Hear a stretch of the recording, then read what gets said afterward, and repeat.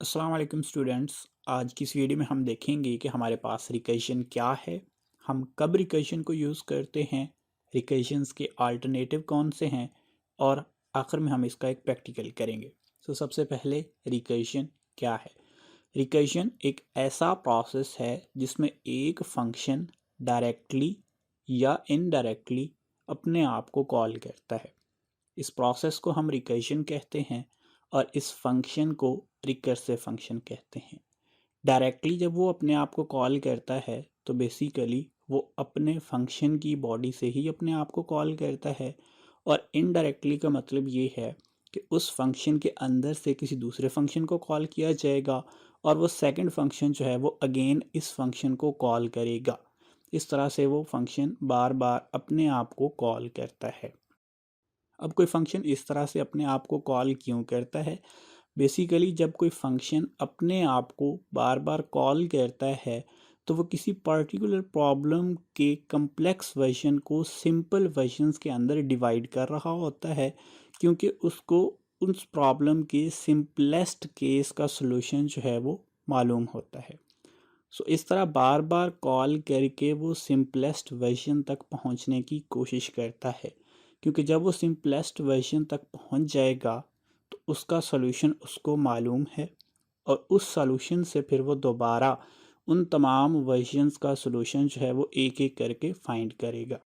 इसलिए कोई फंक्शन जो है वो बार बार अपने आप को कॉल करता है, और ऐसा सिर्फ उन प्रॉब्लम्स के साथ ही किया जा सकता है जिनका सिंपलेस्ट केस का सलूशन हमें मालूम हो और उनको सिंपलेस्ट वर्जन्स के अंदर कन्वर्ट भी किया जा सकता हो।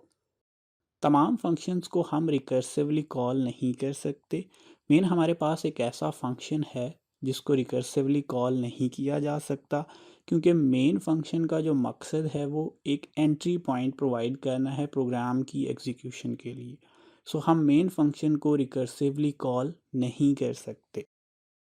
जो काम हम रिकर्सिवली कर सकते हैं वही काम हम आइटरेशन या लूप की मदद से भी कर सकते हैं। फिर हम रिकर्शन को कब यूज़ करेंगे? रिकर्शन को बेसिकली तब यूज़ किया जाता है जब कंपाइल टाइम पे ही वैल्यूज़ के दरमियान आइटरेशंस करवानी हो, तो उसके लिए रिकर्शन यूज़ की जाती है। अब वो किस तरह से होती है वो बेसिकली एडवांस टॉपिक है, अभी हम उसको डिस्कस नहीं करेंगे। अब हम इसका प्रैक्टिकल करके देखते हैं कि प्रैक्टिकली रिकर्शन जो है वो किस तरह से काम करती है। रिकर्जन के लिए जो सबसे ज़्यादा एग्जाम्पल यूज़ की जाती है वो है फैक्टोरियल की कैलकुलेशन की। अब फैक्टोरियल होता क्या है?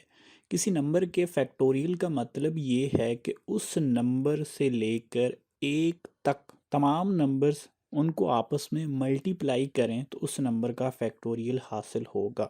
मिसाल के तौर पे अगर हमने 5 का फैक्टोरियल हासिल करना है तो 5 से लेकर 1 तक जितने भी नंबर हैं इनको अगर हम आपस में मल्टीप्लाई करते हैं तो इससे हमें उस नंबर का यानी 5 का फैक्टोरियल हासिल होता है। मिसाल के तौर पे हम 5 को 4 से मल्टीप्लाई करेंगे, 4 को 3 से, फिर 3 को 2 से, फिर 2 को 1 से मल्टीप्लाई करेंगे तो इससे हमारे पास 5 का फैक्टोरियल आएगा। अब हमारे पास 1 का फैक्टोरियल जो है वो 1 होता है, या 1 का फैक्टोरियल जो है वो 1 होता है। ये सिंपलेस्ट केस है और हमें इसका आंसर मालूम है, इसलिए हम इसको रिकर्जन की मदद से सॉल्व कर सकते हैं, क्योंकि रिकर्जन के अंदर सिंपलेस्ट केस का सलूशन होना या उसका आंसर हमें मालूम होना ज़रूरी होता है। उसके बगैर हम रिकर्जन की मदद से प्रॉब्लम को सॉल्व नहीं कर सकते। और ये प्रॉब्लम है भी ऐसा कि इसको हम सिंपलेस्ट वर्जन्स के अंदर डिवाइड कर सकते हैं। कैसे? कि 5 का फैक्टोरियल जो है वो इक्वल टू होता है 5 मल्टीप्लाई बाय 4 फैक्टोरियल। 4 फैक्टोरियल जो है वो 5 फैक्टोरियल का सिंपलेस्ट वर्जन है। इसी तरह से 4 फैक्टोरियल जो है वो इक्वल टू है 4 मल्टीप्लाई बाय 3 फैक्टोरियल।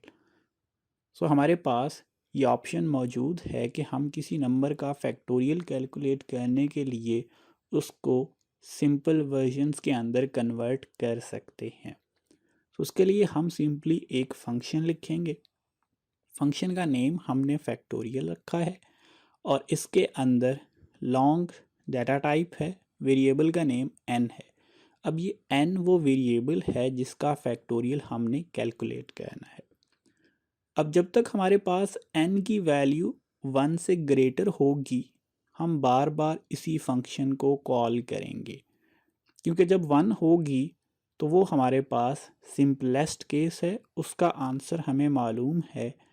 सो जब 1 होगा तो हम 1 को रिटर्न कर देंगे क्योंकि 1 का फैक्टोरियल 1 है।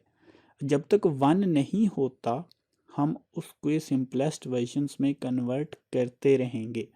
सो अगर हमारे पास यहाँ पे n 5 है तो ये ग्रेटर देन 1 है। हम इस फंक्शन को अगेन कॉल करेंगे, लेकिन कॉल किस तरह से करेंगे कि 5 मल्टीप्लाई बाय 4 फैक्टोरियल, क्योंकि 5 माइनस 1 हमारे पास 4 चला जाएगा। इसी तरह से 4 अगेन ग्रेटर देन 1 है तो फिर यहाँ पे आएगा 4 मल्टीप्लाई बाय 4 माइनस 1 फैक्टोरियल जो कि 3 बनेगा। सो इसी तरह से अगेन हमारे पास 3 आएगा, 3 ग्रेटर देन 1 है। सो 3 मल्टीप्लाई बाय 3 माइनस 1 यानी कि 2 फैक्टोरियल, 2 आएगा। फिर अगेन हमारे पास 2 ग्रेटर देन 1 है, सो 2 मल्टीप्लाई बाय 2 माइनस 1 यानी कि 1 फैक्टोरियल। और ये हमारे पास सिंपलेस्ट केस है। अब n हमारे पास ग्रेटर देन 1 नहीं रहेगा क्योंकि n अब खुद 1 हो चुका है।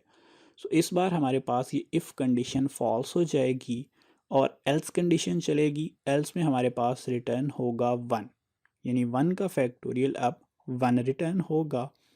सो 1 का फैक्टोरियल जब वापस आएगा सो 1 का फैक्टोरियल 1 मल्टीप्लाई होगा 2 से, तो 2 का फैक्टोरियल 2 हो जाएगा।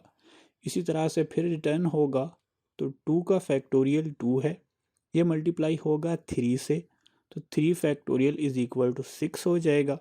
फिर ये वापस रिटर्न होगा 4 के साथ मल्टीप्लाई होगा 3 factorial, so 4 multiply by 3 factorial, 3 का फैक्टोरियल जो है वो 6 है, तो हमारे पास 24 हो जाएगा।